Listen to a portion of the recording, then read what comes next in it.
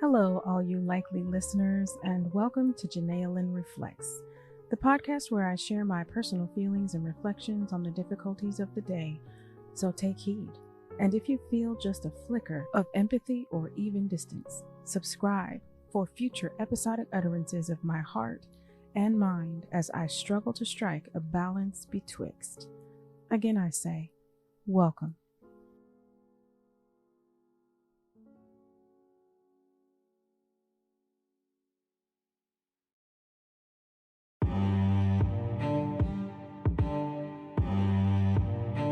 Outside my window tonight, it is very cold and wet.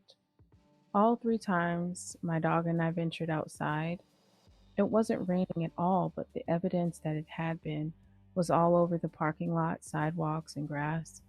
It was all over the metal gate to the dog park and the benches I chose not to sit on. Water everywhere that chose to fall before we came outside. And though we didn't experience its active downpour, the aftermath affected everything about our walk. It affected the shoes I wore to go out, my hesitation to allow her to walk without her pink doggy raincoat. It affected the slipperiness of the dirt and the sound the cars made as they passed us. We may have avoided active downpour, but it was impossible to avoid it altogether. Going outside after a rain is like living in a society after slavery. We may not have been alive during the time when it was legal to hold slaves in the United States of America, but the evidence that it happened is all over the place. Everything we touch is wet with stolen opportunity and tears. The White House is wet with the blood, sweat, and tears of natives and Africans. African American subculture is wet with the faded ink of what we lost when they put our ancestors on the ships. Their bodies naked, with all identity shaved from their heads and removed from their being. Society is bloody with the calloused feet of marchers for the right to eat at a lunch cafe, or to relieve oneself in a public bathroom, to drink from a fountain, or to sit in the front of a bus. Throats are sore trying to convince our sleeping brothers that we exist and that we just matter. The rain is everywhere, and though it isn't pouring, a drizzle surely still remains. It feels like a downpour when one explores the prison system, the modern day slave master that provides free labor to large corporations in this year 2021. Inmates suffering from the bitter cold of a community indifferent to their plight.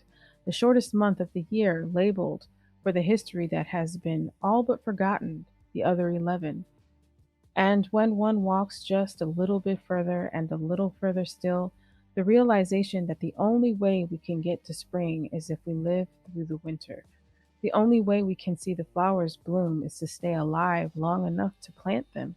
There is no shortcut to the reversal of the cognitive dissonance of an entire generation of people who think they are white. It's hard to own something after disowning it, to make it real when it hasn't been for so very long. It is cold and rainy outside my window, but I know the spring is to come.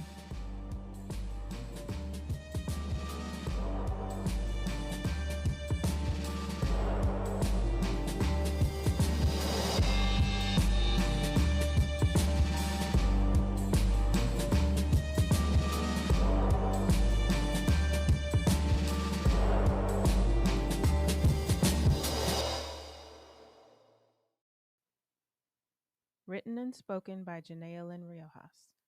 Music, It's Over When It's Over by Matt Large on Epidemic Sound.